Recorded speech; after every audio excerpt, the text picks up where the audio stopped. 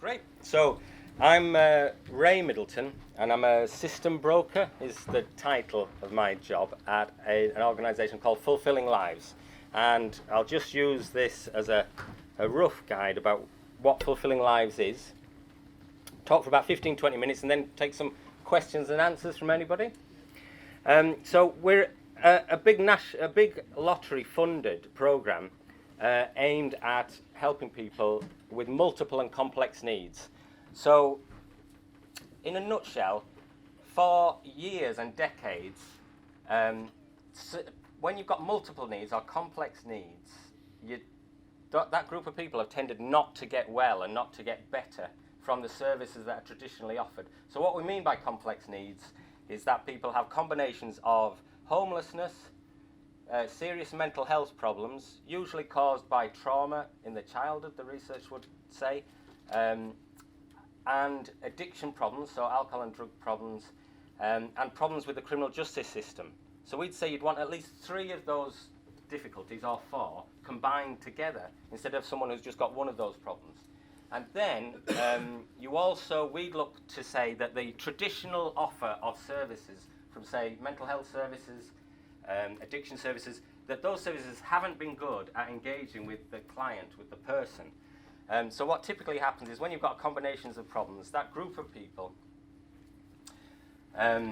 they tend to go in and out of prison maybe. They kind of touch on mental health services, but mental health services traditionally offered tend not to engage well with that group. Sometimes they do, but in general, they tend not to engage well with the way it's traditionally offered. And so they tend to cost a lot of money to the public purse. So our research suggests about $45,000 per person per year.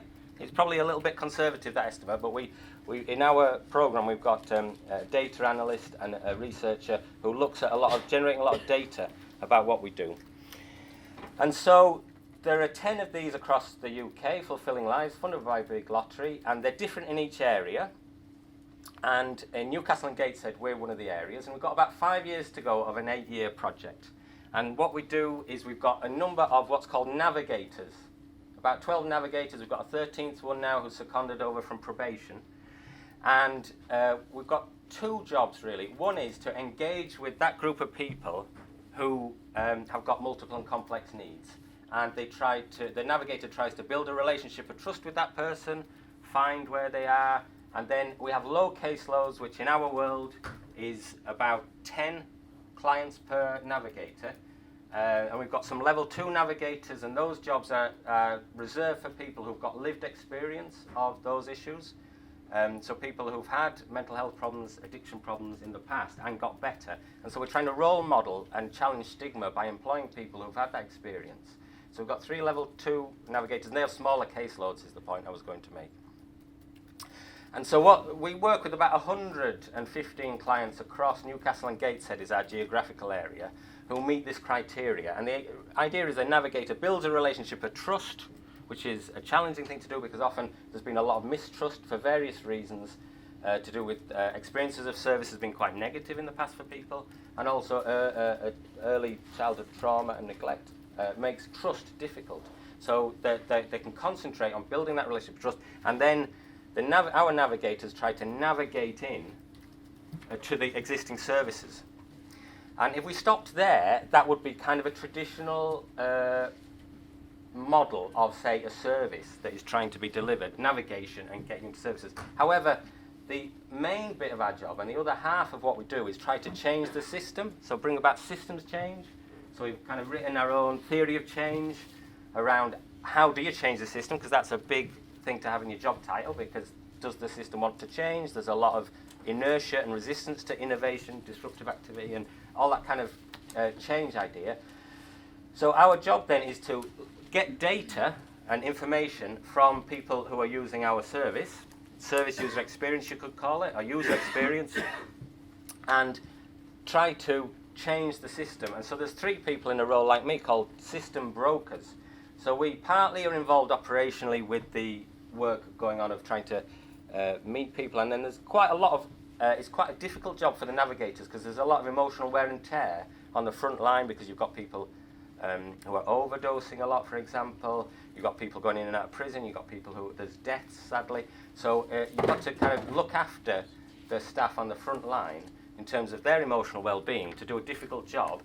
And at the same time, we're trying to gather information and then feed that back to the people who are providing services to try and see whether they could change those services for the better and innovate to improve what they're doing, really. So that would be mental health services in this part of the world, that's NTW.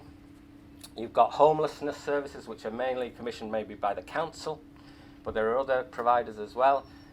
You've got the probation service has been split into two, so there's the National Probation Service and then there's a privatised version at the moment, and so we want to have relationships with both of those bits of the system. As whoever's delivering a service, there's the idea of helping people to reflect on what's actually happening. And so you could call those silos, because there's different silos, like mental health and addiction services is another silo, and they tend to get commissioned and live. And as we all do, human nature is think about ourselves and our position, and often they're doing a difficult job, and there's a lot of wear and tear in those services, but they don't tend to talk to other bits of the system. So partly what we do is we try to bring people together, and we do that in various ways. I'll just see how I'm doing for time. So we do that in various ways, is try to learn the data, information from the people we're working with, try and gather information from there, and then feed it back and try to promote something called reflective practice. So reflective practice in the world of mental health is about trying to actually reflect with other people and work out what's going on. So am I getting my buttons pressed because I've had a mental health problem in the past? And then if you realise that, then you think, oh, well, I can be more, well, sometimes people call it emotional intelligence, that's one idea, but there's lots of other ideas. Can I be aware of whether I'm feeling anxious or annoyed at work? And then can I reflect with the client about what's going on for them? Why have they been evicted from this hostel? And then can I reflect with the people providing the hostel and the people providing mental health? And they might be saying things like, well, we can't assess you for your mental health until you stop your addiction problem. When to come back when you've stopped drinking and taking drugs. But it might be a catch-22 situation, because you've got multiple complex needs, you're caught in a trap, sometimes called dual diagnosis. Where you end up having no services maybe, when you actually are the most complex cases in terms of severe mental health problems, a history of childhood trauma, etc., and having those problems with in and out of prison, in and out of psychiatric hospital, maybe, those sorts of things. So, that's giving you a flavour, without me looking at my notes, Tom, so I'll just see what else is here. So we've got a core partnership between Changing Lives, Mental Health Concern, who I work for, and Oasis Aquila Housing. And then there's this Bluestone Consortium as well, and then we've got Partner Agency, Advocacy Centre North, Age UK, Tyneside Northumberland Mind, Tyneside Women's Health. I'm just aware of the time, so I'm going to try and get on to the more relevant things for yourself as well. And we've got a structure, so we've got the core partnership, a programme manager, Lindsay Henderson, and then we've got these different partnerships. So we've already got 7 organisations in the third sector, or basically the charity sector. There's different names for it, as where we're from. And so we're trying to have relationships with the statutory sector like NTW, and we've built up good relationships. And there's different forums in which we reflect. So Toby Lowe, who's here, has been involved with us pioneering learning communities, where we get our staff together and reflect on what we've done. And we've done that for about 2.5 years now. We've gone about 3 years, and we've got 5 years left. Every 6 weeks, come together and reflect and see what we can learn from each other. But there's lots of other ways in which we reflect as well. So we've got operational management meeting, where we bring managers from the different silos together, and we get them to reflect together. We give them some information maybe about something we've learned, or and then we get them to workshop together and try to have a collaborative approach to reflecting on issues. And we've found that we got very busy to start with, because changing the system is such a big task. So we've narrowed down our task of system brokers to some key points. So that's about transitions. One of my colleagues, Alex, has taken the lead around that. So that's when you come out of hospital or prison, there's often increased risks of death and more difficulties, because the transition isn't very good coming out of the psychiatric hospital or general hospital or prisons. and try to improve that. So, and transitions between when you leave a homeless hostel maybe and move on to somewhere else, it's trying to improve all those transition points for people with multiple complex needs. And so that's a big task in itself. And so Alex is looking at how to do that. And another area is access to secondary mental health services, which is particularly poor for our client group for various reasons.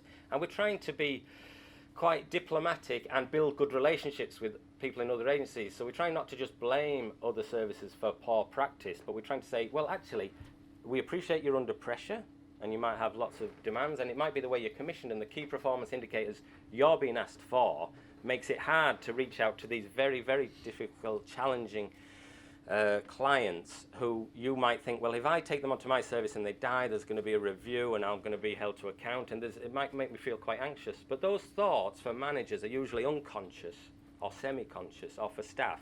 And actually what happens is people say, well, actually, I don't think they quite meet our criteria, and it's not a deliberate thing. It's often there's a process going on where people feel anxious about working with the more challenging and difficult client group. So what tends to happen is people do turn up in homeless hostels because people want a roof over their head, and it's harder to get into secondary mental health services. So Richie, my colleague, is going to look into how to help the providers of secondary mental health services. What's a secondary mental health service? So that would be so in mental health is split into primary and secondary. So if you went to your GP with depression and anxiety, what would tend to happen is you might get referred for CBT, for mild to moderate depression. Whereas if you've got more serious problems, you might get referred to, you might end up in a psychiatric hospital, and then you might get a care coordinator in a community mental health team. You might end up with various diagnoses of things, so schizophrenia, personality disorder. A lot of our clients meet the criteria for that, and a lot of people have that diagnosis. It's quite a controversial diagnosis. And so that's the difference between primary and secondary. Because of the difficulties, though, often people end up in primary care seeing their GP, because GPs are quite open to people and less likely to get into secondary. But because people have the more complex issues, it's important to try and work out how to improve that. And there was a I'm trying to think of his name now, there's a really good article I just read, but there's also a question not so much about accessing services, but also what's the quality of those services once you access them. You know, and are they actually the right kind of fit-for-purpose service to help people with multiple and complex needs to get better? And there's a question there about quality as well as access. So Richie's looking at that. And then I'm the lead for what's called workforce development, so staff training and support. So in that area, just checking my time. So what we've done there is a number of different things. So I've written a training program for multiple members of staff. So basically a multi-agency training, which we're evaluating, where you get probation officers and mental health workers and homeless staff and addiction staff together, and then deliver the training that I do, and then we're evaluating what difference that makes. And the other thing we're doing as well is we're piloting something called PI, Psychologically Informed Environments. I'll keep it brief because I'm giving you an overview here. But what that means is we help staff in frontline services where people are actually turning up to get better at understanding clients with complex needs, and to get better at reflective practice by, say, coming together every 3 weeks and reflecting as a team together. So I've trained 10 people up from frontline services to facilitate group reflection. And then we produce some films. So I produce films on YouTube. Anyone who does Twitter, I'm dialogical_Ray on Twitter as well, if you want to follow me there. But I kind of post out some YouTube films that we're making with people with lived experience. So one of our values, our key values, is that we try to listen to the lived experience of people who've actually been there and done that. And then try to feed that back up to staff who are often doing a difficult job, feel overwhelmed. There's a lack of reflective practice to keep people well psychologically, so people get burnt out. And so some of the difficulties that services have in being delivered is because of a lack of reflective practice. So we're evaluating these pilots, but basically it's introducing psychologically informed environments, which is a guy called Robin Johnson, and there's something called pilink.net, people that were interested. But I won't go into a lot of details about that because I'm giving an overview. But the idea is to role model and evaluate how to introduce frameworks, So we've written a framework called Ladder for Life, which helps people see that they're on a journey in life, and then each rung of the ladder kind of is like, what problems are blocking my journey of life, and the second rung is like, how do I feel, how do I manage my emotions? And so on that framework, we've interviewed clients with complex needs, and then we hopefully can show that film to people who deliver services and help them reflect on and learn about what they're doing. I shall just look at the notes. So I've got a couple more, 3 or 4 minutes left. Local provision. So we really value service user involvement. There's different ways this is called, not everybody likes. We kind of use the word experts by experience. So we've got an experts by experience group, and then we've tried to involve them, and have done, in, say, making films. So the 5 20-minute films, which are available on YouTube. I can send the link out for anyone who's interested. And it's getting them to reflect on what's their experience like and what have they found. So there's some really good stories there where people are saying it was hard to ask for help because I didn't trust anyone because of my early experiences of trauma, etc. Meant I didn't trust anyone. But if I didn't trust anyone, then I used drugs and alcohol a lot and didn't access services. And then for other people, the problem is that they trust everyone all the time. And so that's a problem because you keep getting kind of beaten up or attacked by people because you're trusting to. So the learning is to kind of work out who do you trust for what things, and that's a good kind of we're trying to use kind of social media for that sort of thing, like YouTube, is to kind of capture that and then show it to other people in the training or the pies as a resource to get staff to reflect, and then genuinely kind of philosophically we take an open dialogue approach, or using the work of Bakhtin, which is kind of saying truth isn't like a top-down thing. Truth is something in a conversation. I might bring some ideas to you, you share your experience, we're all on a journey, and we can create something new in a dialogue. So we use a kind of, open dialogue, a particular application of Bakhtin in Western Lapland. So what we're doing is we're piloting PI with open dialogue around complex needs in these 10 PI pilots, and then we're going to evaluate what difference it makes, and that's something that we're doing. And